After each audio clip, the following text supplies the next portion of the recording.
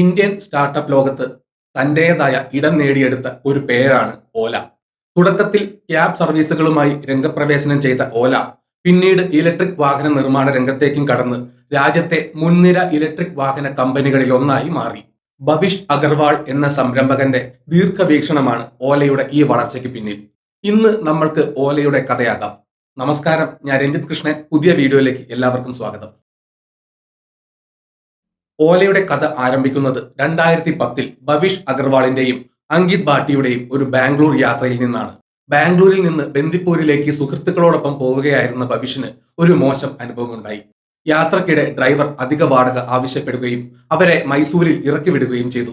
ഈ അനുഭവം ഭവിഷിനെ ചിന്തിപ്പിച്ചത് ഇന്ത്യയിൽ റിലയബിളും എഫിഷ്യന്റുമായ ഒരു ടാക്സി സർവീസിന്റെ ആവശ്യകത എത്ര വലുതാണെന്നാണ്. ഈ ചിന്തയിൽ നിന്നാണ് 2010 ഡിസംബർ 3-ന് മുംബൈ ആസ്ഥാനമാക്കി ANI ടെക്നോളജീസ് എന്ന പേരന്റ് കമ്പനിയുടെ കീഴിൽ ഓല ക്യാബ്സ് എന്ന ആശയം യാഥാർത്ഥ്യമായത്.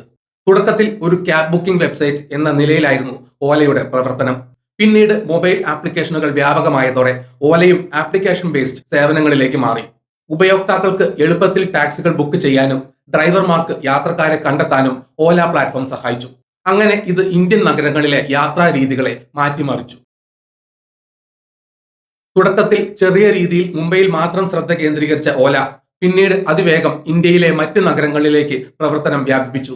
2014 100 നഗരങ്ങളിലായി 2 ലക്ഷം കാറുകൾ ഓലയുമായി സഹകരിച്ച് പ്രവർത്തിച്ചു. ബാംഗ്ലൂർ, ഡൽഹി, പൂനെ, ചെന്നൈ, ഹൈദരാബാദ്, കൊൽക്കത്ത എന്നിവിടങ്ങളിലേക്കും 2014 ഡിസംബറോടെ പ്രവർത്തനം വ്യാപിപ്പിച്ചു. 2015 സെപ്റ്റംബറോടെ ഓലയുടെ ആസ്തി $5 ബില്യൺ ഓലയുടെ വളർച്ചയിൽ പ്രധാന പങ്ക് വഹിച്ചത് ചില തന്ത്രപരമായ ഏറ്റെടുക്കലുകളാണ്. 2015 മാർച്ചിൽ ബാംഗ്ലൂർ ആസ്ഥാനമായി പ്രവർത്തിക്കുന്ന ടാക്സി സേവന ദാതാവായ taxi for sure Ola $200 million ഏറ്റെടുത്തു. ഇത് ഓലയുടെ വിപണി വിഹിതം വർദ്ധിപ്പിക്കാനും കൂടുതൽ ഉപയോക്താക്കളിലേക്ക് എത്താനും സഹായിച്ചു. 2015 നവംബറിൽ ട്രിപ്പ് പ്ലാനിംഗ് ആപ്ലിക്കേഷനായ ജിയോ ടാഗിനെയും ഓല സ്വന്തമാക്കി. ക്യാബ് സർവീസുകളിൽ മാത്രം ഒതുങ്ങാതെ ഓല തങ്ങളുടെ സേവനങ്ങൾ വൈവിധ്യവൽക്കരിക്കാൻ ശ്രമിച്ചു. ഫുഡ് ഡെലിവറി, ഫിനാൻഷ്യൽ സർവീസുകൾ, bus shuttle, cycle sharing, cloud kitchen, used car വിൽപ്പന എന്നിങ്ങനെ വിവിധ മേഖലകളിലേക്ക് കടന്നു ചെല്ലാൻ ഓല ശ്രമിച്ചു. ഈ ശ്രമങ്ങളിൽ ചിലത് വിജയകരമായപ്പോൾ ചിലത് വേണ്ടത്ര വിജയം കണ്ടില്ല. ആഗോള ടാക്സി അഗ്രഗേറ്റർ കമ്പനിയായ യൂബർ ഇന്ത്യയിൽ പ്രവേശിച്ചപ്പോൾ ഓലയ്ക്ക് ശക്തമായ ഒരു എതിരാളിയെ ലഭിച്ചു. യൂബറുമായി കടുത്ത മത്സരത്തിലൂടെയാണ് ഓല ഇന്ത്യയിൽ തങ്ങളുടെ സ്ഥാനം നിലനിർത്തിയത്. ഇന്ത്യൻ വിപണിയുടെ പ്രത്യേകതകളും ഉപയോക്താക്കളുടെ ആവശ്യങ്ങളും മനസ്സിലാക്കി ഓല തങ്ങളുടെ സേവനങ്ങൾ മെച്ചപ്പെടുത്തിക്കൊണ്ടിരുന്നു. പരിസ്ഥിതി സൗഹൃദ ഗതാഗത മാർഗങ്ങളെക്കുറിച്ചുള്ള കാഴ്ചപ്പാടാണ് ഓലയെ ഇലക്ട്രിക് വാഹന നിർമ്മാണത്തിലേക്ക് നയിച്ചത്. 2017 ഓല ക്യാബ്സിന്റെ മാതൃകമ്പനിയായ ANI ടെക്നോളജീസിന്റെ പൂർണ്ണ ഉടമസ്ഥതയിലുള്ള ഉപസ്ഥാപനമായി ഓല ഇലക്ട്രിക് മൊബിലിറ്റി ലിമിറ്റഡ് ആരംഭിച്ചു. ഓല ക്യാബുകളുടെ മലിനീകരണവും ഇന്ധന ആശ്രിതത്വവും കുറയ്ക്കുക എന്ന ലക്ഷ്യത്തോടെയാണ് ഇത് സ്ഥാപിക്കപ്പെട്ടത്. 2017 മെയ് മാസത്തിൽ നാഗ്പൂരിൽ ഒരു പൈലറ്റ് പ്രോഗ്രാം ആരംഭിച്ചുകൊണ്ട് ഓല ഇലക്ട്രിക് തങ്ങളുടെ പ്രവർത്തനം തുടങ്ങി. നഗരത്തിലുടനീളം ചാർജിംഗ് സ്റ്റേഷനുകൾ സ്ഥാപിക്കുകയും ഇലക്ട്രിക് ക്യാബുകൾ, ബസുകൾ, റിക്ഷകൾ എന്നിവ ലഭ്യമാക്കുകയും ചെയ്തു. 2018 ഏപ്രിലിൽ 2022ഓടെ തങ്ങളുടെ ക്യാബ് സേവനത്തിൽ 1 ദശലക്ഷം ഇലക്ട്രിക് വാഹനങ്ങൾ ഉൾപ്പെടുത്താൻ ലക്ഷ്യമിടുന്നതായി കമ്പനി പ്രഖ്യാപിച്ചു. 2018 ഡിസംബറിനും 2019 ജനുവരിക്കും ഇടയിൽ സ്ഥാപകൻ ഭവിഷ് അഗർവാൾ ANI ടെക്നോളജീസിൽ നിന്ന് ഓല ഇലക്ട്രിക്കിന്റെ 92.5% ഓഹരികൾ വാങ്ങുകയും ഓല ഇലക്ട്രിക്കിനെ ഒരു സ്വതന്ത്ര സ്ഥാപനമായി വേർതിരിക്കുകയും ചെയ്തു. ഓല എന്ന ബ്രാൻഡ് നാമം ഉപയോഗിക്കാൻ അനുവദിക്കുന്നതിന് ANI ടെക്നോളജീസിന് 7.5% ഓഹരി പങ്കാളിത്തം തുടർന്നു. വൈദ്യുത വാഹനങ്ങൾ നിർമ്മിക്കുന്നതിനായി തമിഴ്നാട്ടിലെ കൃഷ്ണഗിരിയിൽ 500 ഏക്കറിൽ ഓല ഫ്യൂച്ചർ ഫാക്ടറി എന്ന പേരിൽ ഒരു അത്യാധുനിക നിർമ്മാണ കേന്ദ്രം ഓല സ്ഥാപിച്ചു. റോബോട്ടിക് സാങ്കേതിക വിദ്യയുടെ സഹായത്തോടെ പ്രവർത്തിക്കുന്ന ഈ ഫാക്ടറി ലോകത്തിലെ ഏറ്റവും വലിയ ഇരുചക്ര വാഹന നിർമ്മാണശാലകളിൽ ഒന്നാണ്. 2021 ഓഗസ്റ്റ് 15-ന് ഓലയുടെ ആദ്യത്തെ ഇലക്ട്രിക് സ്കൂട്ടർ ഈ ഫാക്ടറിയിൽ നിന്ന് പുറത്തിറങ്ങി. 2022 ജനുവരിയോടെ പ്രതിദിനം 1000ഓളം ഇലക്ട്രിക് സ്കൂട്ടറുകൾ നിർമ്മിക്കാൻ ഓലയ്ക്ക് സാധിച്ചു. ഈ ഫാക്ടറിയിൽ പൂർണ്ണമായും വനിതാ തൊഴിലാളികളെ നിയമിക്കുമെന്നും ഓല പ്രഖ്യാപിച്ചിരുന്നു. ഓല S1, ഓല S1 എയർ, ഓല S1 പ്രോ, ഓല S1 X തുടങ്ങിയ മോഡലുകളിലൂടെ ഓല ഇലക്ട്രിക് സ്കൂട്ടർ വിപണിയിൽ ഒരു വലിയ മുന്നേറ്റം നടത്തി.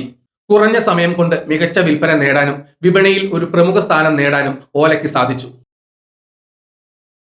ഓല ക്യാബ്സ്, ഓല ഇലക്ട്രിക് എന്നീ രണ്ട് പ്രധാന വിഭാഗങ്ങളിലായി ഓല കമ്പനി നിരവധി വെല്ലുവിളികൾ നേരിടുന്നുണ്ട്.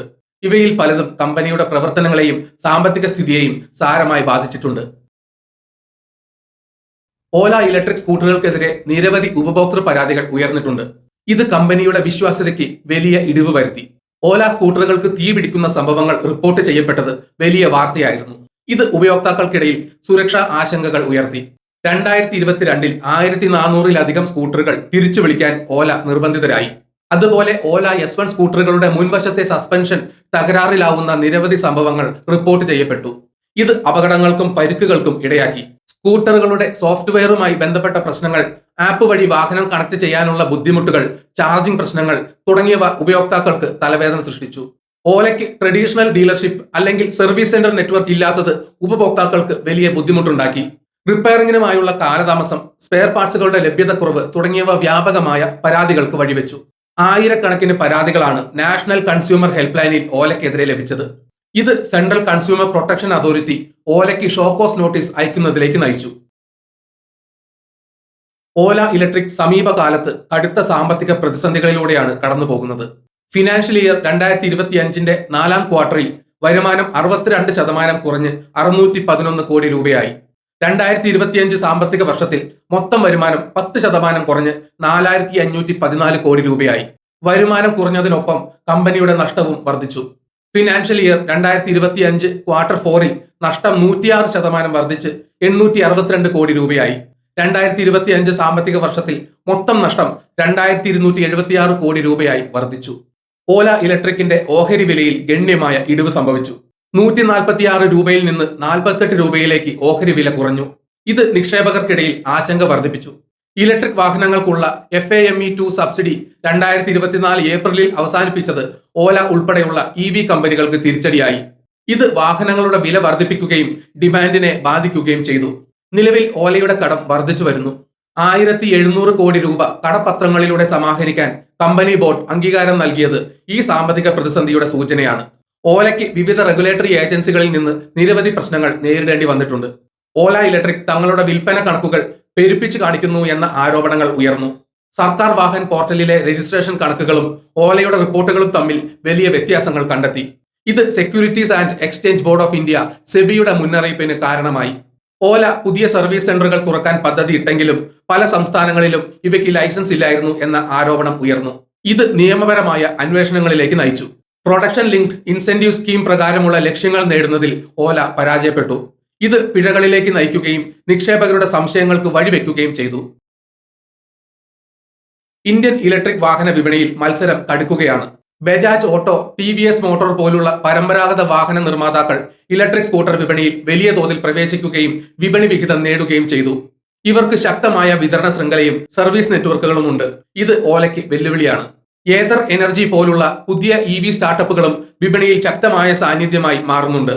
ഫിനാൻഷ്യൽ ഇയർ 2025 ക്വാർട്ടർ 4ലെ ഏതർ എനർജി ഓല ഇലക്ട്രിക്കിനെ വരുമാനത്തിൽ മറികടന്നു. ഉപഭോക്തൃ പരാതികളും ഗുണനിലവാര പ്രശ്നങ്ങളും ഓലയോടുള്ള ഉപഭോക്തൃ വിശ്വാസത്തിൽ വലിയ വിള്ളൽ വീഴ്ത്തിയിട്ടുണ്ട്. ഇത് വിൽപ്പനയെയും ബ്രാൻഡ് ഇമേജിനെയും കാര്യമായി ബാധിച്ചു. ചില ഉപയോക്താക്കൾ തങ്ങളുടെ സ്കൂട്ടറുകളിൽ ഓല വാങ്ങരുതെന്ന് മുന്നറിയിപ്പ് നൽകുന്ന പ്ലക്കാർഡുകൾ കെട്ടി പ്രദർശിപ്പിച്ച സംഭവങ്ങൾ പോലും ഉണ്ടായി. ഈ വെല്ലുവിളികൾക്കിടയിലും ഓല ഇലക്ട്രിക് മുന്നോട്ട് പോകാൻ ശ്രമിക്കുകയാണ്.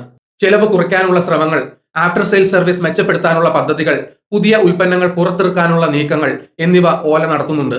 ഉദാഹരണത്തിന് 2025 ഇലക്ട്രിക് മോട്ടോർ സൈക്കിളുകൾ പുറത്തിറക്കാൻ ഓലയ്ക്ക് പദ്ധതിയുണ്ട്.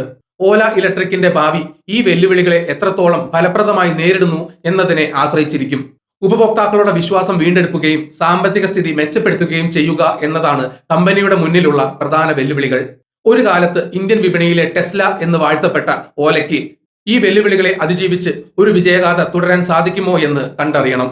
ഈ വീഡിയോ ഇവിടെ വെച്ച് നിർത്തുന്നു. നിങ്ങൾക്ക് വീഡിയോ ഇഷ്ടപ്പെട്ടെങ്കിൽ ലൈക്ക് ചെയ്യുക. ചാനൽ സബ്സ്ക്രൈബ് ചെയ്തിട്ടില്ലെങ്കിൽ മറക്കാതെ സബ്സ്ക്രൈബ് ചെയ്യണം. നിങ്ങളുടെ വിലയേറിയ അഭിപ്രായങ്ങൾ കമന്റിൽ രേഖപ്പെടുത്തണം. നോട്ടിഫിക്കേഷൻ ബെൽ ബട്ടൺ അമർത്താൻ മറക്കരുത്. മറ്റൊരു വീഡിയോയുമായി വീണ്ടും കാണാം. ബൈ.